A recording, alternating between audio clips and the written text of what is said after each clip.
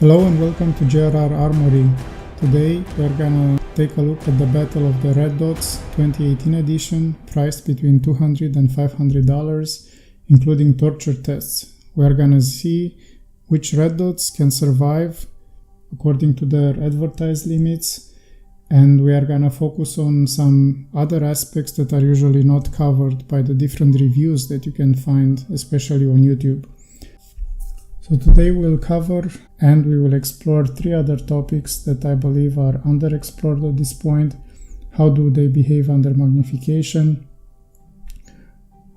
What about the parallax shift? Is this an issue we need to be concerned or not? And how do they perform at 25 yards? And also I will run them through night vision equipment and see if indeed we have to spend the money for the night vision option, or if maybe daylight options are good enough for our purposes. Disclaimer: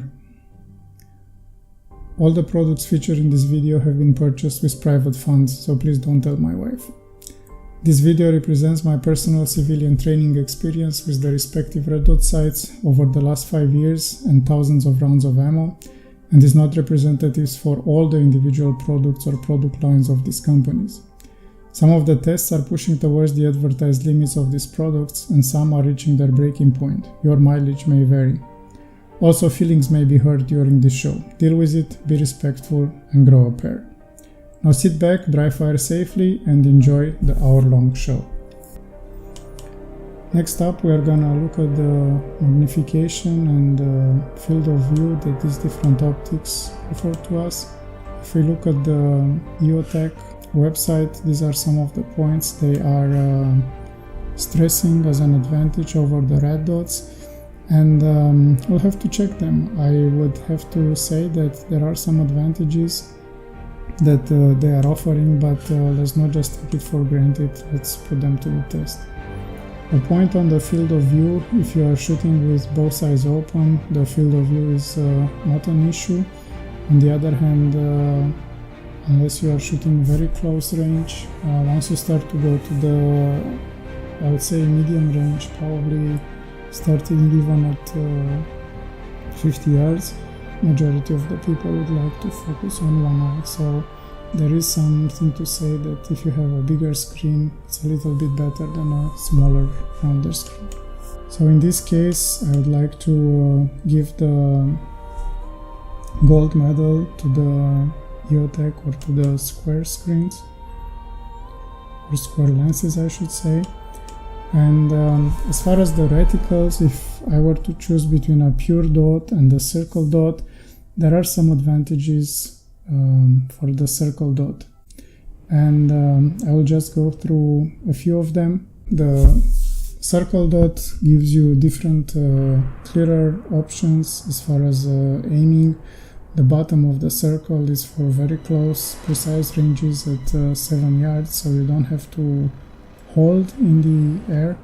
This is a matter of training. It's very doable with a pure red dot as well, but nevertheless, it's some advantage. The circle dot gives you a rough ranging opportunities, if that matters to you. However, if you zero, for example, at 50 yards, you have 50 to 200 yards zero, and then plus or minus 3 inches above and below. This is the trajectory for the 5.56 bullet. So yes, ranging is a benefit as well, but may not matter. You can also use the reticle, the circle, for leads, because the 65 MOA, it's approximately 20 mils. So if you know your leads, you can use that. And finally, if you have multiple dots, like a BDC, bullet drop compensating reticle, it also can allow you to stretch the 5.56 cartridge beyond the 200 or 300 yards, knowing that in the end the terminal ballistics are not there for the 5.56. So overall, as far as the reticle is concerned, I would also give the gold star to the circle dot. So if I have a choice, I prefer to either have the circle dot or at least the option of a circle dot. The next topic mentioned in the EOTech documentation has to do with magnification. And their claim is that the aiming dot does not expand when viewed through magnification. So what they are essentially saying that this reticle would behave like a second focal plane scope. Meaning the reticle stays the same, but as you zoom in, the target becomes bigger. While they claim that when you put a normal red dot through magnification, it behaves more like a first focal plane scope, meaning both the reticle and the target become bigger by the same factor. I always found this claim interesting, and I decided to put it to the test because I haven't seen anybody actually testing this other than the EOTech print documentation. So in order to do this test, we have to take a look at different magnifiers and whether you like magnifiers or not. It's a matter of preference. Personally, I like to have the option with a quick detach magnifier, which doesn't have to be on the firearm. It can be on my LBE or in my kit, and I like to have that option. So for today, I took a sample of different magnifiers available on the market from 3 times to 6 times. And let's take a look at the different choices we have. From the left, we have 3x from primary arms. We have then a Vortex and the Burris. Also 3 times magnifiers. The fourth one from the left is the EOTech G33, kind of like the Cadillac of magnifiers for 3x. And then we have some newer options, Sig Sauer Juliet 4. They also have a Juliet 3 and a Juliet 6. But for today I brought in the 4x. And then last but not least, we have another primary arms, a 6 time, and the Sightmark 5x. When we look at the magnifiers, we have to understand that we are buying 2 things. We are buying the mount, which is usually a flip to side mount, and we are buying a flat 3 to 6x optic. So glass quality, field of view, eye relief are some considerations there, but also for the mount we have to be careful that we understand what we are buying and if the usability is what we are looking for. The prices range from about $100 for some of the primary arm products up to $500 for the EOTech, and I believe in this case it's a bit of a case of you get what you are paying for. The only 2 true simple flip to side mounts are the EOTech and the Sig Sauer, so the $400 and $500. Basically they have a cam action. You just grab the magnifier and flip it to the side. You don't have to push any button, you don't have to push the magnifier forward or pull it backward. So it's a very simple, very intuitive, so it's the best there is out there. Next up, in the middle price range, in the roughly $200, you have the Vortex and the Burris. They are both good, I would say. I like them both. Maybe the Burris has a little bit slightly better glass, and you have to decide for yourself which direction you want to flip it. So the Vortex flips to the left in its default configuration, and the Burris flips to the right. However, you can also change that, understanding that the button, the actuation button, will then also change. So just understand your setup and make the decision that's right for you. For one of my ARs, I'm using the Burris, but I have purchased a LaRue mount, so I upgraded the mount, I kept the Burris, and I think this gives you now a very nice combination. But if I were to give medals, the Sig Sauer Juliet 4 and the EOTech G33 get the gold medal, and I strongly encourage you to look at the Juliet line 3 times, 4 times and 6 times. I think they offer a great product at a very good, reasonable price. Finally, if you are only a very casual user of this type of products, you can look at the primary arms, 3x to 6x, knowing that the mounts are kind of not always perfectly working as far as the tightening to the rail. If you just put it on and leave it on, you might get lucky and it's fine, but if you take it on and off, at some point they are not that durable. However, they work, at least in the beginning, so if you don't mess with them too much, they are doing a good job. The Sightmark, again, I wanted to give them a chance to come to the table here. Unfortunately, I have to say, the glass is comparable to primary arms, so it's nothing to write home about, a lot of reflection, so not great. Somewhat doable, but the mount itself, I would say it's pretty weak. It has a slide feature, so it's not really easy to use. Maybe it's also a matter of training, but in the end, for my money, if I want to spend $100, I'll go with the primary arms. And if I want to spend more, I would go for the Sig Sauer Juliet line. I think you get the best bang for your buck there. So let's put the EOTech claim to the test and see if indeed the EOTech reticle stays as the target gets bigger, and if it's not the case for the red dots. In order to give the red dots the best shot possible, I brought to the table an Aimpoint Micro T-2, so nobody can say that I did not have the best red dot available on the market for this test.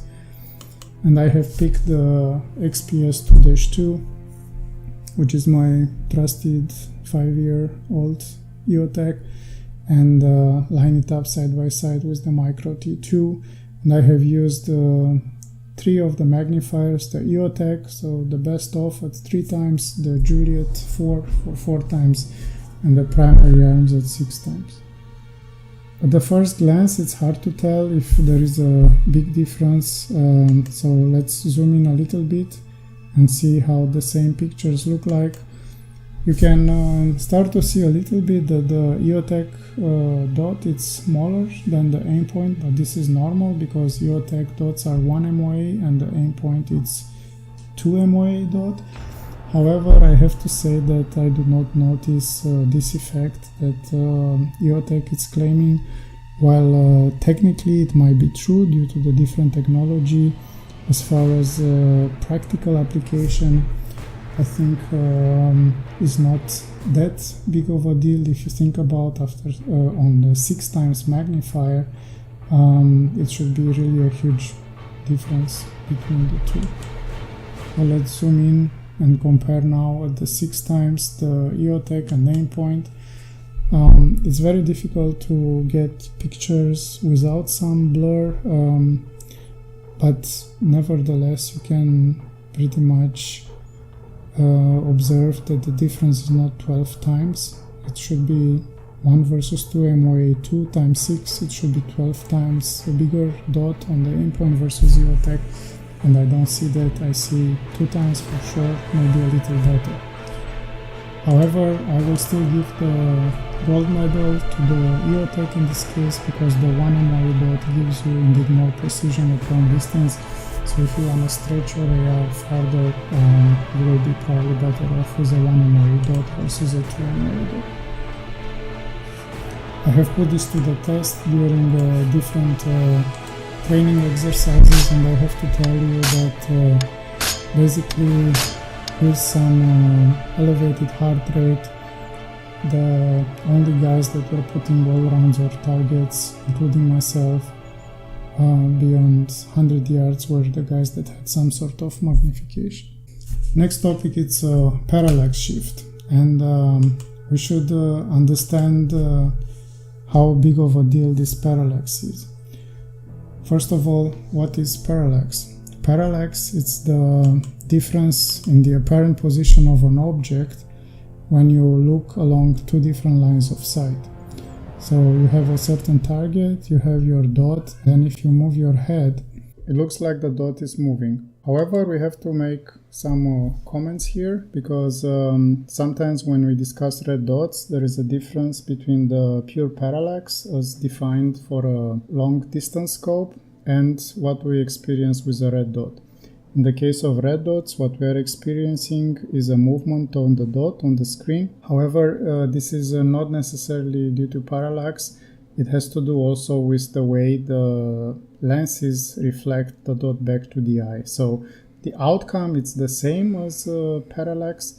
However, the cause for it, it's not necessarily just because of different focal planes between the red dot and the target. So the outcome of this is that this parallax that we perceive doesn't necessarily get better with longer distance in case of a red dot. So I'm testing this at 25 yards. However, I have also used this optics beyond 25 and, for example, at 100 yards. And experienced parallax you have, it's very similar to the 25 yards. So just because something looks not so great at 25 doesn't mean necessarily that it gets better at 50 or 100. So many manufacturers claim that their red dots are parallax free beyond 50 yards. And this might be true somehow in the center of the screen. But as you approach the edges, definitely my experience is they are not in fact parallax free. So I started these tests with the Bushnell TRS-25, and the target I used initially had a white background, and you can see it has movement of the dot as you approach the edges of the lens. However, we have to also mention that in terms of dynamic shooting, it's highly unlikely that you will break a shot at the edge of the lens. Because just by nature of bringing the rifle up and the sight into the picture into sight, you will have more chances to break the shot in the middle of the screen. So just because something has parallax at the edges doesn't necessarily mean that that red dot is not usable. When it matters a little bit is when you do more awkward shooting positions or different barricades in run and gun situations or tactical situations, in which case parallax is a more important topic for you. However, for the majority of the cases, this is not a truly big deal. Let's take a look now at the Sightmark M-Spec. I have used for the second time the same target. Unfortunately, you can see the reflection of the screen that makes it relatively hard to use this optic. However, in terms of parallax itself, it has a little bit of movement, so I would call it in the average range of movement we experience it. Next one, we have the Vortex Sparc AR.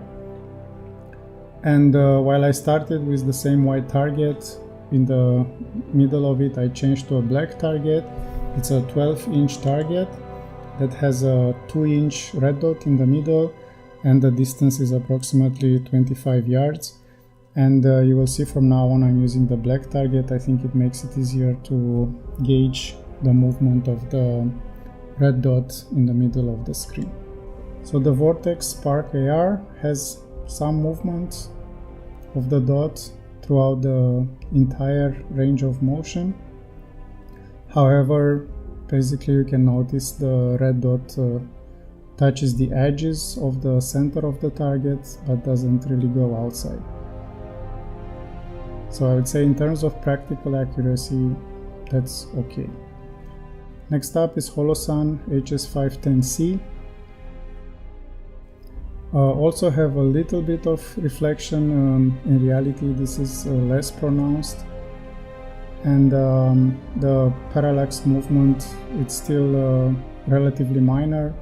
The center of the dot stays pretty much inside the center of the target in all directions. I would call this okay. Next up is Holosun 503C. The circle around the center dot is not that visible because of the white background. This is because of the camera. In reality, it's more visible. As far as parallax is concerned, I would say it stays pretty much in the center, so I would say this is pretty good performance there.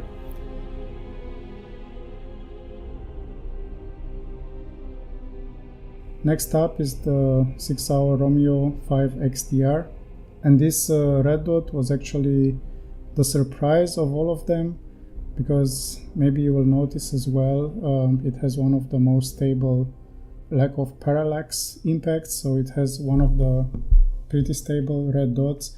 On the left, right is moving a little bit, on the up and down very little. So as far as the perception to the eye, for my eyes, this Romeo 5 XDR had a very good performance for the red dots.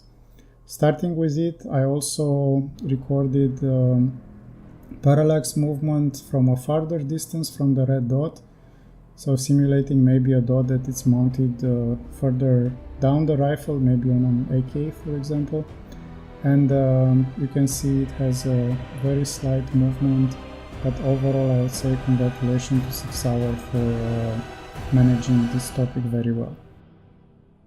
Next up is the Holosun 503G ACSS.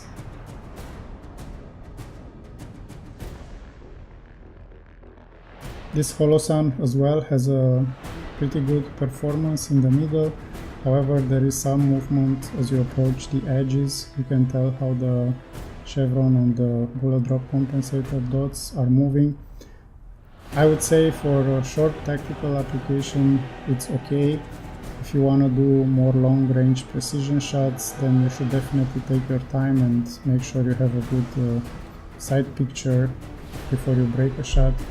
And maybe at that point you will also use a magnifier, because frankly this optic without magnifier is not that easy to use.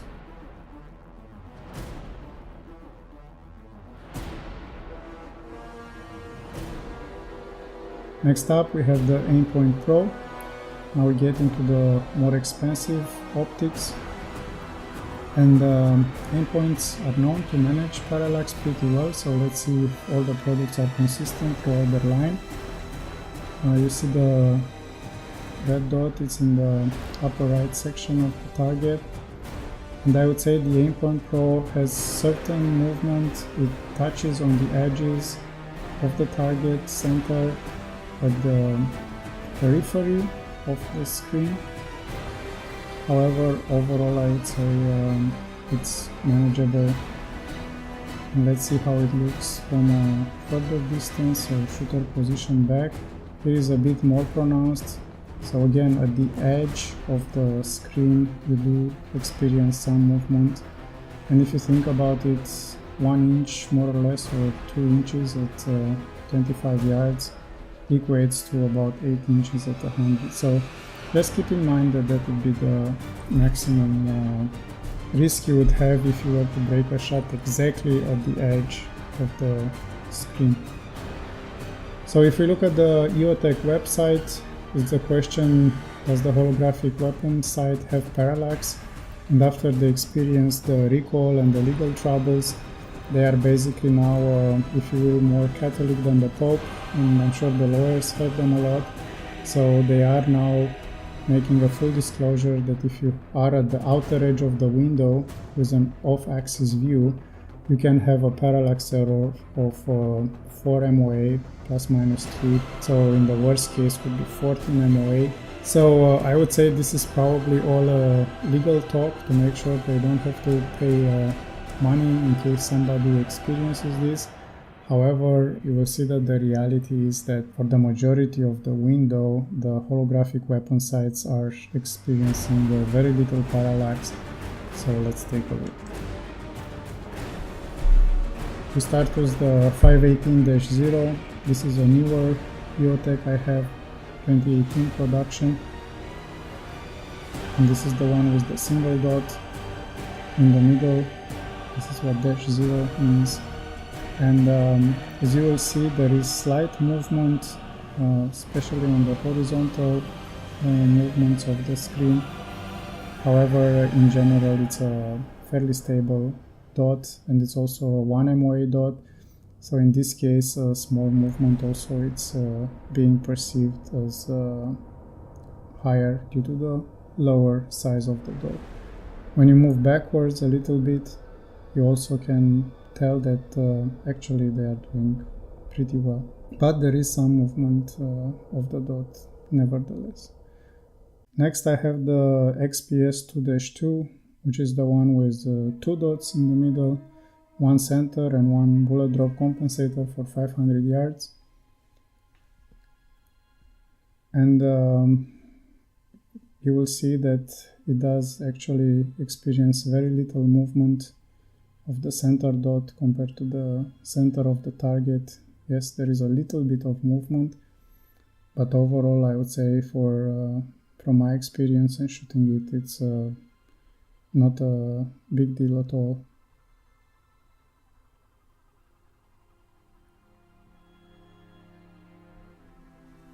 I have tried to cover all the different angles and all the different movements that you might experience when you bring the gun up. Next up is the Vortex Razor AMG UH-1, and I have to say this was a very positive experience and surprise in a sense. From my perspective and my experience, this was the best red dot from all the lineup we have, so it showed the least amount of parallax, and I was very impressed with its performance. So yes, all the holographic weapon sights are doing very well in this category. However, the Vortex did, in my opinion, better than the EOTech. So you'll experience very slight movement, but in the end, to me, it's almost imperceptible. So great job, Vortex UH-1, for managing the parallax.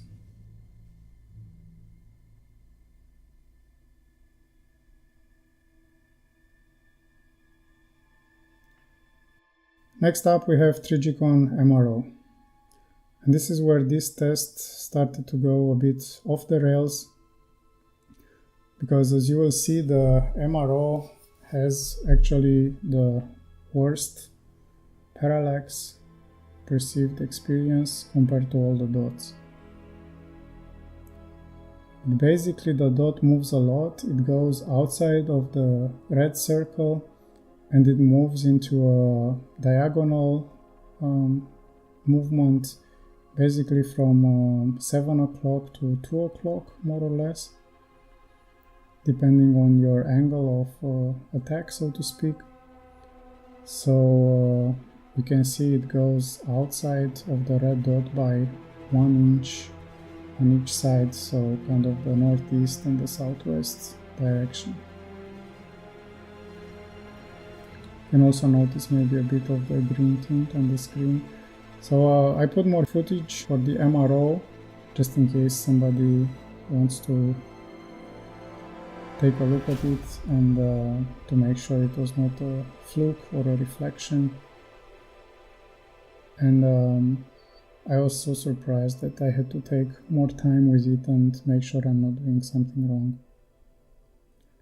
You can also see it as you move back from the red dot. You can experience very similar movement. So I would say I would be careful with engagements at the end of the window, close to the edge, maybe beyond 50 yards. So I would say if you want to make some more precision shots with the MRO, just be careful. You will experience this issue at longer distances for sure.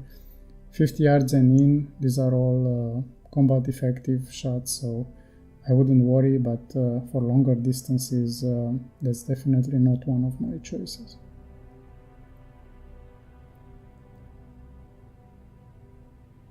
At the edge, it almost goes 2 inches out in the northeast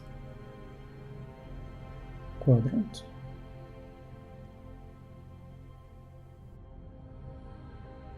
Next up we have Aimpoint Micro H-1, and I know some people did not like the parallax for the Micro T-1. I don't have one of those, but let's see how the H-1 is doing.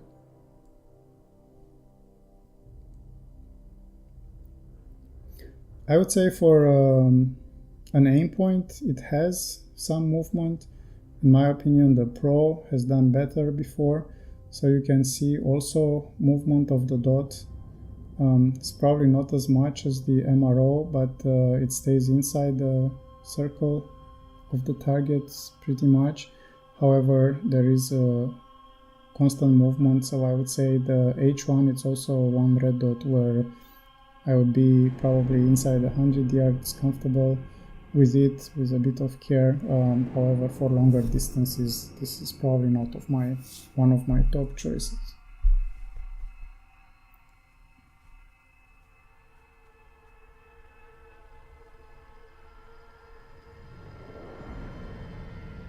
So I would say okay performance, but definitely I was expecting a bit more from Aimpoint in this topic.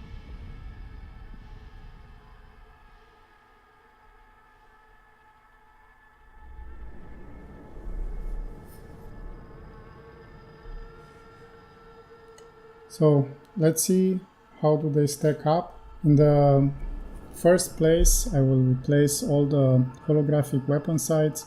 So the EOTech XPS, the 518, and with extra congratulations to the Vortex H-1, because I believe, and hopefully you saw the same, that in the end this type of holographic weapon sights provides a better parallax performance, especially for the majority of the screen.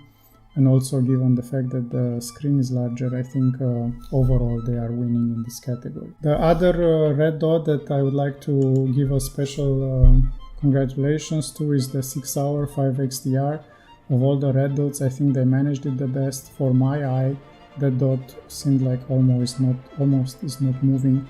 So I would say great job, Sig Sauer. It's possible that they leveraged their experience with other optics, and they have been applied it to the red dot category, so I believe they've done something with those lenses to minimize this effect. On the silver medal second category, we have the Aimpoint Pro and the Holosun 510C. I would say they all did very well or pretty well, so I would definitely not have any concern to use those for medium, even longer engagements, probably not super long like with the holographic sights, but definitely 100-150 yards I would have no problem with those. As far as the bronze medal, that goes to the Aimpoint H-1 and to the Holosun 503G. For shorter distances, I think they are okay inside the 100 yards, but for everything longer I would be very careful. In the end, you have to test for yourself and shoot your groups, understand your shooting dynamics, understand your application, and if they do well for you, that's fine. I'm just giving you a comparison and giving you some choices so you know which ones do well and which ones don't do so well based on my experience. Finally, the last bronze medal goes to the Trijicon MRO with a special note of being careful, because as I mentioned, when we looked at it, it's exhibited the most parallax movement. So I would be very careful beyond 100 yards with this dot, because that dot had a lot of movement inside the screen. So the gold medal overall goes to the holographic weapon sights. If we look a bit at the Aimpoint literature at this point, they are claiming that they have a double lens system that minimizing parallax compared to the other red dots out on the market. So that might be true. However, as you saw, the Aimpoint Pro did well, the H1 not so well. But I'm sure you are all asking, yeah, but what about the Aimpoint T-2? This is the best red dot money can buy, so why don't you test it? So because you ask, here it is. So let's take a look at the Aimpoint Micro T-2 red dot, the best in the market for $700 plus mount, and let's see how it's doing in the same test.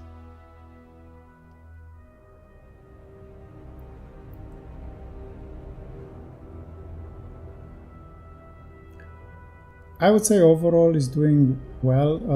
However, based on all the bragging Aimpoint is doing, I was expecting it to do a little bit better than that.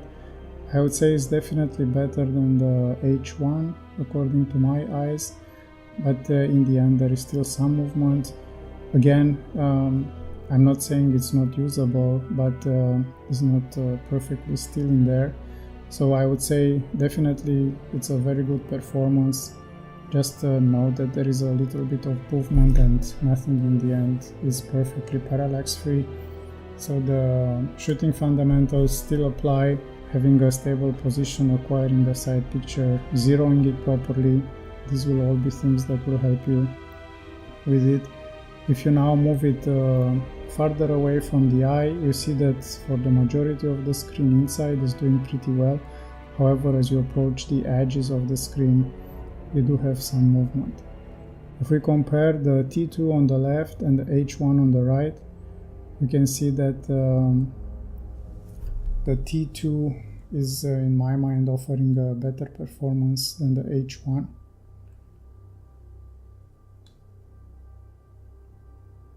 So ignoring a bit the reflection or the blur due to the camera angle, I think the T2 is doing better. If we look now at the UH1 on the left and the MRO on the right, I'm trying to give you a comparison between the best and the worst. So you can see that the UH1 on the left, it's barely moving, so the dot is extremely stable in the middle of the screen, while the MRO on the right, we spent already some time on it, that dot is jumping all over the place. And what's even more concerning is that it's jumping even in the middle of the screen. So as soon as you move away from the center, that dot is moving, and in my mind that is not something that it's helpful for, again, engagement distances longer than 50 yards even, but definitely longer than 100. Next up, let's take a look at how these different red dots are doing through night vision equipment, and we'll try to answer the question, do you have to spend the extra $50 or $100 to have the night vision options available to you, the different settings for night vision, or maybe we'll find some red dots that with their lower daylight settings are still usable. So the equipment that it's usually used for night vision, it's either a PVS-14 monocular, or in my case I'm using an NVM-14, which is a different manufacturer. It's done by ATN, and I'm using a Gen 2 Plus, which costs about $2,000. The Gen 3, which are the current military generation, are north of $3,000. So for my purposes, the Gen 2 Plus, it's serving all my needs. Okay, Gen 3 is better. It has some other features that this one may not have. But I'm just saying a Gen 2 or Gen 2 Plus tube is doing plenty for you, so don't necessarily feel the need to spend all the money for a Gen 3. If we take a bit of a refresher from physics, as far as the electromagnetic spectrum, the infrared, it's in the 800 nanometers frequency, and we are basically at the end of the red light spectrum. And you can also use filters.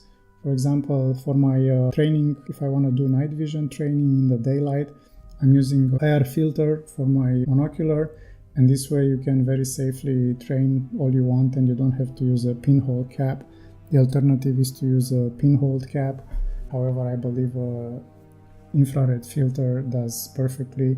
They are available from camera equipment manufacturers, so find one around the 800 nanometers and you will be golden. You can train all you want during the daylight with night vision equipment. However, the other thing we should be aware of is that the optics for night vision application are actually the secondary means of acquiring a target, because the main way to use night vision equipment is to use an IR laser. So the IR laser is your primary aiming mechanism, while the optic itself, it's only secondary. So therefore, I would say it's not something you should be too worried about as far as how perfect your red dot might work through NVG, because the role it's having, it's the same like the backup iron sights do in the daylight. So it's not your primary targeting mechanisms, it's only your secondary. As far as the setup I have, you can see here one of my uppers that has all the night vision equipment on it. I'm using the Diba I2, As far as IR and visible laser, I'm using a Surefire M720V Vampire, which has both daylight and IR light. We have placed the target that you already are familiar with from the Parallax at about 25 yards. And just for visibility in the beginning, I placed 2 cam lights on the left and right of it. However, as I went through the filming through the night later on, they became distracting, so I took them off. They actually were producing too much light. However, I highly recommend these tactical cam lights, and if you ever do training exercises, safety, it's very important. So you saw earlier in a picture from our training exercises, everybody has a cam light, one on the front of the LB and one on the back, because definitely you don't want to have any accidents while training. I would like to address one point that people stress about, which I think it's a red herring, which means something that doesn't matter. Some people say that the red dot sights reflect a small amount of light forward because of the LED that projects light forward. This is true. You can see in this picture that the MRO and the Pro are projecting their light. However, the holographic sights, the EOTech 518 and the Vortex H-1 have no real visible light projected forward. But I have to say that it was very hard to take this picture, because when you are in IR mode, the light they project forward is IR. So unless your enemies have night vision equipment, they won't be bothered by this. The other thing is that when you do night work, there is a lot of reflection and a lot of light in your screen. So I would say this is the least of your problem. What is the amount of projected forward light from a red dot versus a holographic sight? So let's start with a few general shots. So I filmed everything after dark. I have also illustrated the friendly beacons that you should have, or your team should have, so you know friend or foe in the field in the night.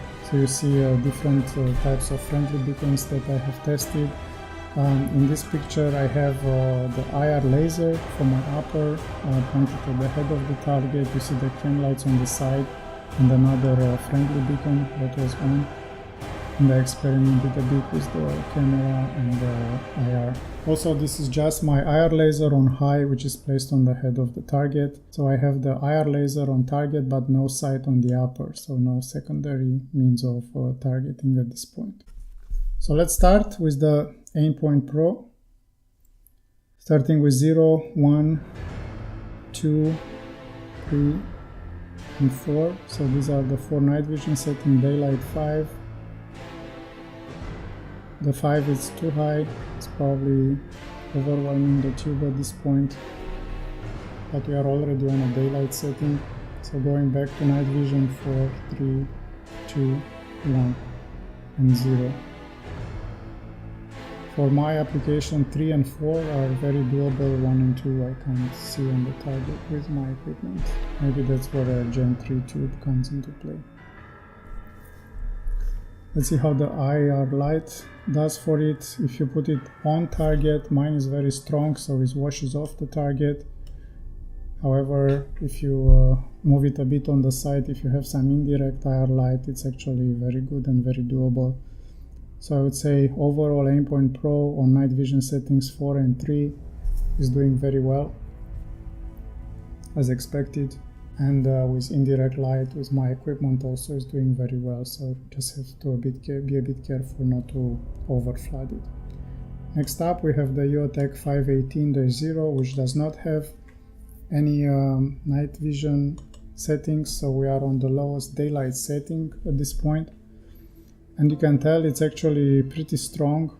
So I would say I would be cautious to use it for a long period of time. However, if I'm comparing to my IR laser, it's actually of similar type of intensity.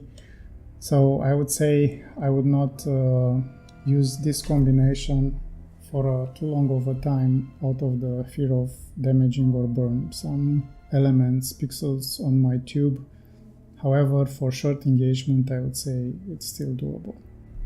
If we put the IR light on, of course it's very strong, so it will survive all types of floodlights, direct or indirect, but again I think it's probably a bit too strong. What's interesting is next up with the XPS 2-2, which is my older EOTech since 2012.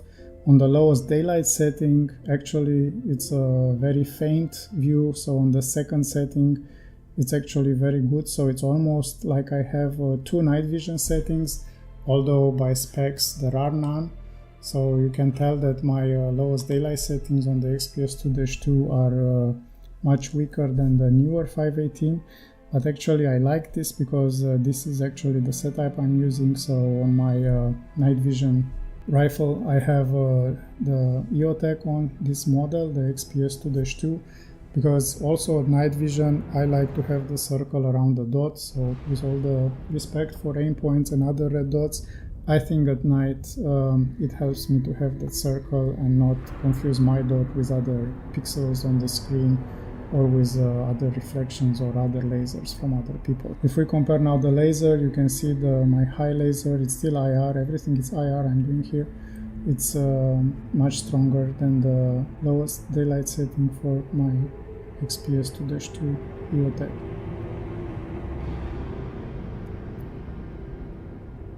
So overall, I would say great night vision performance from an optic that does not have any official night vision mode or settings. And I have been using this for a while, so if you think there is some durability issue, I have experienced no issue with my tube. Next up we have the Vortex Razor AMG UH1. On the lowest daylight setting, this one also doesn't have night vision, and in this case I think they are right. The reticle is not usable for night vision, it actually blinks. I don't know if this is an issue between their technology and the refresh rate on my tube. On the second daylight setting it has a faster blinking, which you see on video. However, for the eye, the second setting was not perceived as blinking, so I thought when I recorded the video that the second setting was smooth. It only shows on the video now as blinking, so I would say I would not recommend the AMG UH1 to use with night vision equipment. Of course, in a case of an emergency you could, but there are other better options out there, or just buy some equipment that has dedicated night vision. However, for our tests, to stay within $500, there was no holographic sight under 500 with night vision.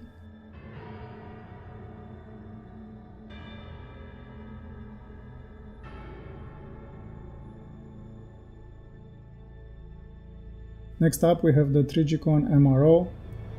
I started with daylight setting number 1, which was even this one pretty doable, I would say, a little strong. And then it has two settings for night vision, high and the low, so capital N and lowercase n. And I would say the bigger setting, the high, did very well with the floodlight as well. And you can see now off. Going to the lower end, so low night vision, going to the high night vision, that's the one that works for my equipment the best.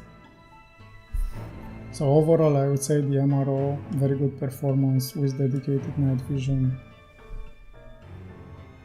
So good job as expected. Next up we have the Aimpoint Micro H-1. Also doesn't have night vision options. I'm on the lowest daylight setting now. However, this is another one that I would say is very doable. You see now different settings, 1, 2 and 3 and back. For daylight, now off, 1, 2.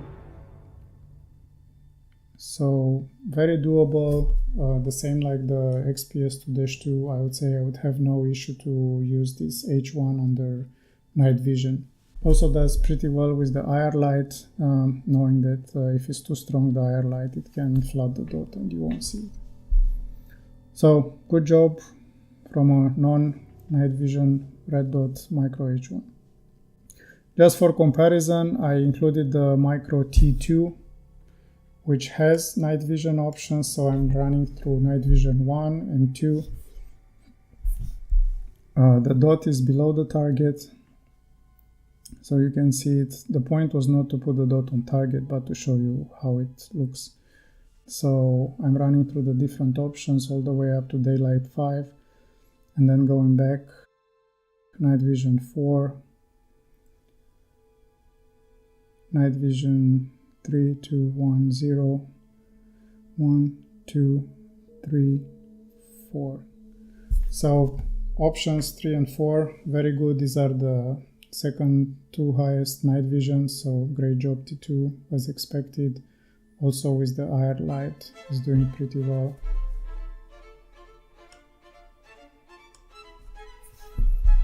So no surprise there. Let's go to the Holosuns now. HS510C, I would say is looking very promising. This is the lowest night vision setting, so NV1. The Holosuns have two night vision settings dedicated, so NV1 is pretty faint, but still doable. And you see maybe why it's good to have the circle around the dot, because you can see the target. I'm going up to daylight settings and back to night vision. So for my equipment, actually the setting NV2, so the highest of the night vision, works perfectly. So from my experience, the 510C is doing a great job on the night vision settings, and for me, night vision 2 is best.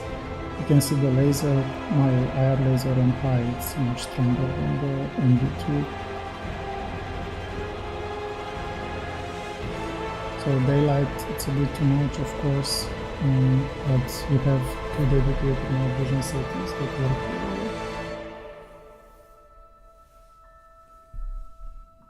So for me, night vision 2 works best, and even with the IR light, you can see if it's slightly indirect, it works very well. If it's completely direct, it might flood your dot, but then again, you might just crank it up one higher to a daylight setting and you'll be fine. But not for a long period of time. Next up we have the Vortex Sparc AR, which has night vision settings. So we start at the lowest one with NV1, which is actually very good and very visible for me.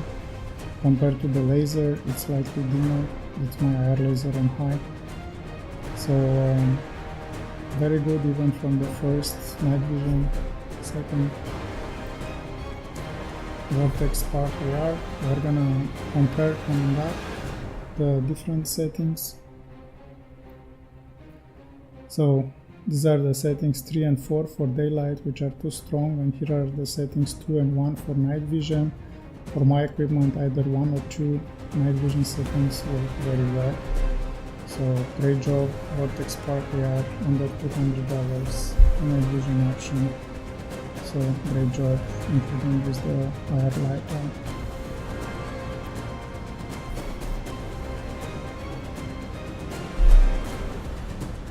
This is the laser on high versus the dot, so great job, Sparc AR. Let's see Romeo 5 XDR, starting with the night vision 1 setting. And now we go all the way up, and unfortunately for this one, it seems like the circle comes into play only a daylight setting, so there are no circle settings for night vision. I'm not sure why, or if this is a fluke. So basically the night vision settings are only for the dot. I'm on a daylight setting now with the IR light on because I like to have the circle around it, so worst case I might be able to use it as well. However, I was expecting actually to have both dot and circle for night vision. Primary arms and the ADS, running through the different settings. It has two night vision settings, so I'm running quickly through them and then I will go back to the night vision ones. So for also a dot under $200, two night vision settings, they seem to work very well, very good. The IR light on doesn't bother it too much, and it compares very much with my IR laser as far as intensity, so good job primary arms on this one. The Holosun ACSS Reticle 503G has night vision settings, 2 of them, and you see they have both the circle and the dots with the bullet drop compensator visible on night vision. So I would say that's what I want to see. So it's very doable for me. Night vision 1 is pretty strong. The IR light doesn't bother it. You can see that with the circle you are not losing the target under the IR light. So I would say very good. Another Holosun that is doing great under night vision, and you can see the comparison on intensity with my IR laser on high, so pretty similar. So very good job, 503G ACSS Holosun. If I turn off the IR light, you can see just the reticle. However, maybe you can also notice a bit that the amount of light of transparency or target visibility you get through this optic, it's a bit less as far as the cleanliness of the lenses compared to some of the other ones we saw before. So if we are to summarize and give some medals to this category, I would say in the first step for night vision capability, the gold medal would go to the Trijicon MRO and the Aimpoint PRO.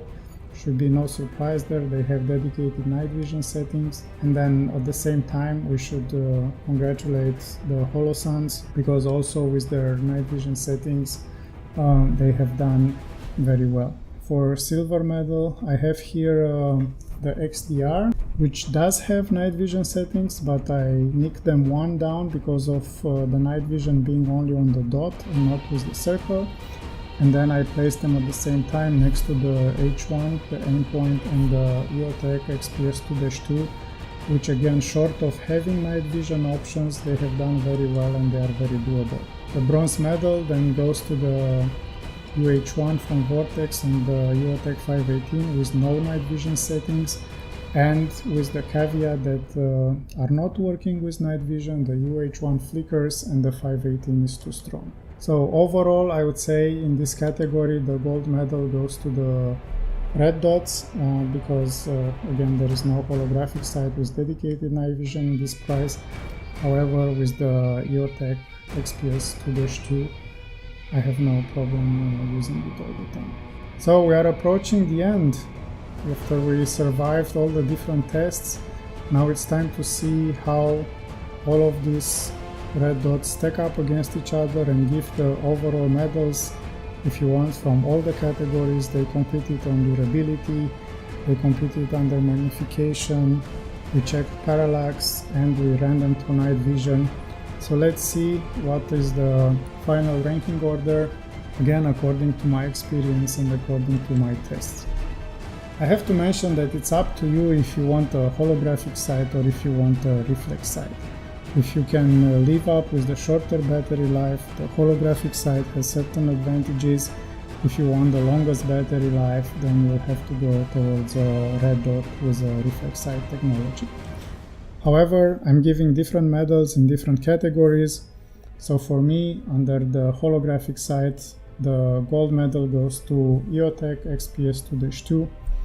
It has done great in all the tests, and it is my preferred holographic sight option. At second place comes the Vortex UH-1, a new entry. It has done very well, extremely well under parallax, survived all the tests. It has the lifetime warranty from Vortex, including electronics. So I would say if you don't want to spend money on an EOTech, if you are concerned maybe with their reputation, try the UH-1 and you probably won't be disappointed. Finally, on the third place, under the holographic sight, I put the EOTech 518-0. It's a lower cost at $400. It's also higher weight. It uses common batteries. So if you don't mind carrying more than 10-12 ounces on your rifle, if you want to spend no more than $400, it's definitely a great choice. So highly recommended. Any one of these products, it's recommended in the end. It depends on you what you value more. There are no bad optics within this top 9 we are putting on the podium now. If we switch to the red dots, more traditional reflex sights, for my money the gold medal goes to the Aimpoint H-1. It's $500, it's lightweight, It has done very well in all the tests, survived durability, it can be used with night vision, has a little bit of parallax, but it's not too bad. So overall, from my book, this is what I would go for. Secondly, I would go for the Trijicon MRO, because I believe it offers some interesting features. It has the bigger field of view. We haven't talked much about it, but the tube is not straight, so it opens up towards the target, so it provides a slightly better image there. It's $425, so it's $75 cheaper than the H-1. It has a lot of military grade durability features. One issue I would be a bit concerned with is parallax, if you care about this, if you want to engage longer distances. And some of the older units had a slight magnification. It was 1.05x, so almost imperceptible. However, the newer ones do not have any magnification anymore. So I would say go to a store, try it, look at it, see if it works for you. But definitely it's a very good value. It's a $375 without a mount, and then you can pick whatever mount you want. So great product there from Trijicon. Finally, on the third place is Aimpoint PRO, and I know the internet is screaming now because many guys love it, and I do love it too. It has a 30mm tube, but it's big, it's heavy. Cost-wise is $425. It's using a rather awkward battery, although it's supposed to last 3 years. So I would say if you don't mind the size, the Aimpoint PRO, it's a great option. And if you don't want to spend $500 on the H1, then get the Aimpoint PRO. It's a great product. As I said, I own it, I love it. Finally, if we go in the lower price categories, for my money, in the $200 to $300, the Romeo 5 XDR has done extremely well. All the durability tests, it offers the 5-year warranty compared to the 3 years on electronics for the other guys, the Holosuns. It has done amazingly well on the Parallax. It has great features. It has the choice to switch between a dot and the circle dot. So I would highly encourage you, for those of you purists that are dot shooters, try a circle dot, see how you like it. If you don't like it, fine, but I think it would be a shame not to try it. And this little guy for around $250 gives you the best choice there. So I would say for my money, this is the best optic in the market now in the $250 range. Next we have the Holosun HS510C, which has done amazingly well, survived all the tests. It's very usable. It mimics a bit the benefits of a EOTech type of view, but combines it with many other features. Dual reticle, price around $275. So I would say the 510C is definitely something that you should take a look at and consider. So if I wouldn't get a 5 XDR, and if I would like something more like the EOTech style look, not technology, but look, the 510C, it's a winner there. Finally, for the bronze medal, I could not pick a specific product because, as you have seen earlier, some of the Holosuns did not do perfectly well in all the tests. One lost waterproofness, if that's a word. The other one could not be zeroed after the heat test. So with some caveats, I would say any of the Holosun primary arms optics in the 200 range, maybe 150 to 250 or so, are recommended from my side if your applications are not extremely demanding, and for majority of the people they aren't. And the only caveat here would be, please watch out for the mounts. Sometimes some of the mounts have failed, the bolt sheared. So what I am doing, actually, I have some of the Holosuns and primary arms, but I am mounting them on mounts for kind of an Aimpoint pattern. So then I have a great little dot for about $150 to $200, and I put it on a mount that I know it's stable and will last. So I'm using them, I still like them, and I do recommend them actually, but I would say the mount is the only weak point that you should be mindful of. So with this, we concluded the top 9. I would like to thank you for being patient through this whole video. However, I believe that not many other reviewers have done all these tests for all these optics, and I believe that it's necessary to complete the picture that's available out there. So with that, I would like to thank you for watching, and please stay safe, comment, subscribe and share. I will welcome your comments. I will try to answer as much as possible. And I will end this video with a tribute to all the men and women that are keeping us safe. You know, freedom isn't free. Thank you.